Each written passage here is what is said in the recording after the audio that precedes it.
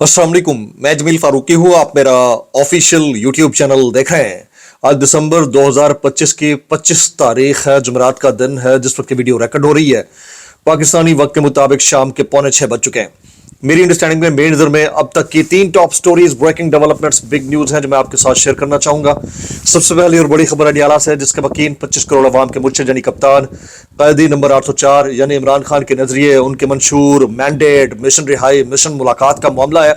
और आज तमाम तर हालात, वस्तायत, 2 नंबरी, ठंड और फिर मुलाकात के लिए इजाजत ना मिलने के मामले के बावजूद पाकिस्तान तहरीक इंसाफ के चंद आम तरीन रहनुमा अडियाला जेल के बाहर पहुंचे हैं। उनको इंतजार करवाया गया। मुलाकात होती है, नहीं होती, जिस वक्त आप ये वीडियो देख रहे होंगे उस वक्त तक डिटेल्स आ चुकी होंगी। लेकिन असल खबर क्या है?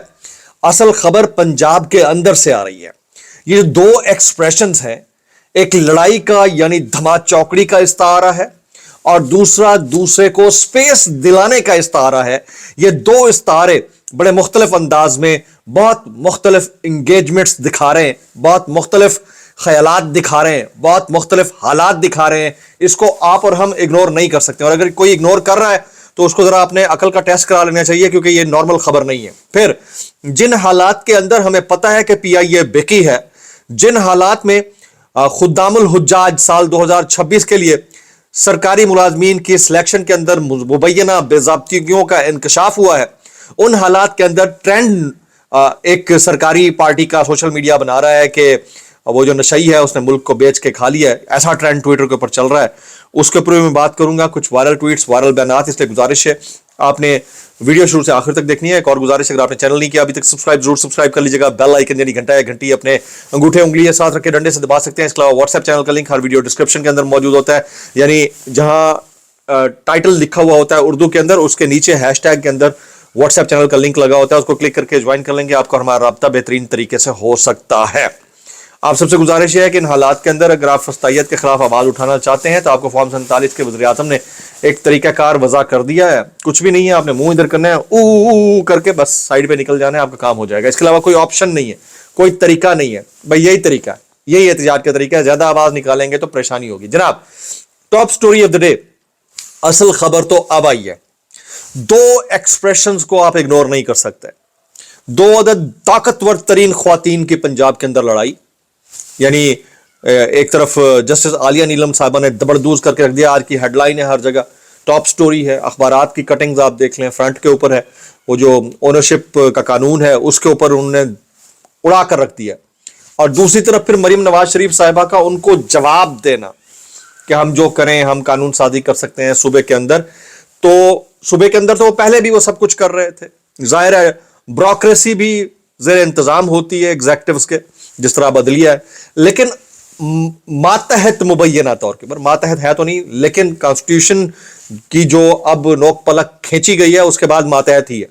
तो उस अदलिया की तरफ से एक रिबर्टल आना इस बात का अक्कास है, गम्माज है कि हालात जो है वो बदल रहे हैं और धमाचौकड़ी बढ़ रही है और आंखें दिखाने का वक्त या सीजन शुरू हुआ चाहता है। अब दूसरा एक्सप्रेशन क्या है? वो सुहेल आफरीदी साहब, वजीर आला KP के, जिनको अडियाला के अंदर खान साहब से मुलाकात करने की इजाजत नहीं दी जाती, वो सुहेल आफरीदी साहब जिनके ऊपर मुतअद्दिद मुकदमात दर्ज हैं, वो सुहेल आफरीदी साहब जिन्हें इश्तिहारी डिक्लेयर किया गया है अपनी अक्सरियत काबीना के हमरा, वो सुहेल आफरीदी साहब जिनकी असेंबली के 80% अरकान फेडरेशन को इस वक्त मतलूब है मुख्तलिफ मुकदमात के अंदर, वो सुहेल आफरीदी साहब KPK की बजाय पंजाब जा रहे हैं। पंजाब के दिल यानी फेडरल कैपिटल नहीं बल्कि प्रोविंशियल कैपिटल के अंदर जा रहे हैं, लाहौर के अंदर जा रहे हैं, और वहां से मूवमेंट का आगाज कर रहे हैं 3 दिन के लिए, और पंजाब वाले चुप करके बैठे रहेंगे। तो आप समझ रहे हैं बात को। तो ये इशारा भी है इस वक्त पंजाब के अंदर जो पावर बेयरर्स हैं उनको इशारा भी है कि एक तरफ तो सुहेल आफरीदी देखें इन तमाम फस्तायत को बर्दाश्त करने के बावजूद भी आपके इलाके में खड़े होकर स्ट्रीट मूवमेंट लॉन्च कर सकते हैं। दूसरा, जो वहां के हुक्मरान हैं उनको भी ये वार्निंग है कि आप चेक कर लीजिए, ये अगर यहां आ सकते हैं तो आपका तख्त नहीं तख्ता भी उलट सकता है। तो ये 2 एक्सप्रेशन जिसको आप कतई तौर पर इग्नोर नहीं कर सकते। अब जरा आगे चलते हैं, एक और बड़ी खबर है। अभी इस वक्त ट्विटर के ऊपर जो टॉप ट्रेंड है वो मैं आपके साथ शेयर कर देता हूं। وہ ہے نشئی نے میرا وطن بیچ ڈالا. یہ ٹویٹر کے اوپر ٹاپ ٹرینڈ ہے. لیکن حالات کیا ہیں؟ ایک تو پی آئی اے، وہ پی آئی اے جس کے پچھلے سال سعد نذیر صاحب نے جو بولی لگائی تھی وہ 10 ارب روپے پلس 60% ان کے شیئر کی خرید تھی، اور اب اس 10 ارب روپے کے اندر 75% شیئر پلس باقی جو ہے وہ گریجول انویسٹمنٹ ہے 5 سال کے اندر.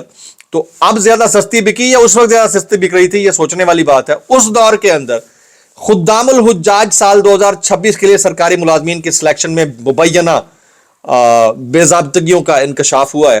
اب یہ مبینہ بے ضابطگیاں اس دور کے اندر یعنی حجاج کرام کو بھی نہیں بخشا جا رہا. ٹھیک ہے، آپ کو یاد ہوگا حامد سعید کاظمی کا ایک سکینڈل بنا تھا، تو پھر کیا ہوا تھا. تو اس دور میں اگر حجاج کرام کو بھی نہیں بخشا جا رہا تو پھر آپ یہ سارا ملبہ ٹرینڈ کی صورت میں ڈال کس کے اوپر رہے ہیں؟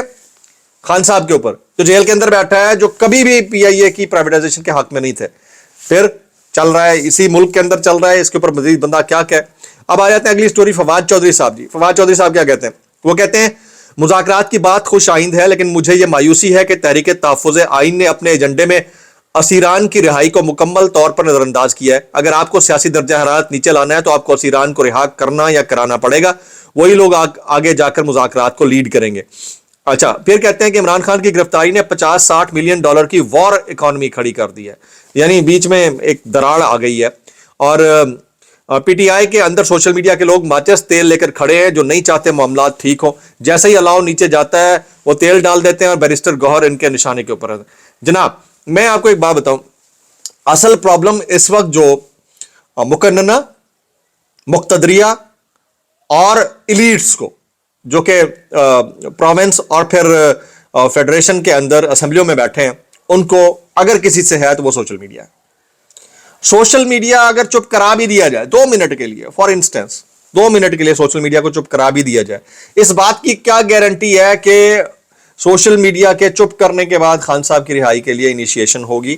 مجھے ایسا لگتا ہے کہ یہ ایک ٹائم بائنگ ٹیکٹکس ہیں آنے والے چند دن کے اندر مذاکرات کے نام کے اوپر، تاکہ تحریک وہ مومنٹم نہ پکڑ سکے، اور پھر اس مومنٹم نہ پکڑنے کے نتائج کی صورت میں حالات مزید خراب ہوتے رہیں. اور جو سوشل میڈیا اس وقت بہت زیادہ 36 کا آنکڑا بنائے ہوئے ہے، اس سوشل میڈیا کو نکیل ڈالنے کے لیے راستہ ہموار کیا جائے.